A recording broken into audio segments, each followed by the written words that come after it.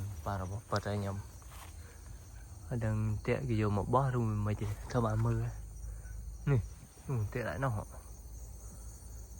trời mà nó xảy ra rồi bà này nó phải rút on nữa mệt má đi này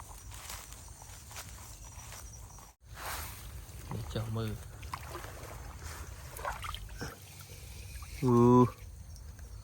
trời mái à đại bát đấy trời mà chụp panna đấy à đó đại bát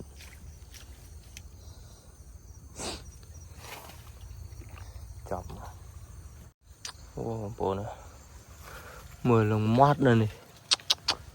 ô hả pin như đài rồi mưa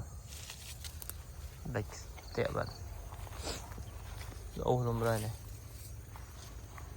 đài này chếp cái đầu cái chếp đây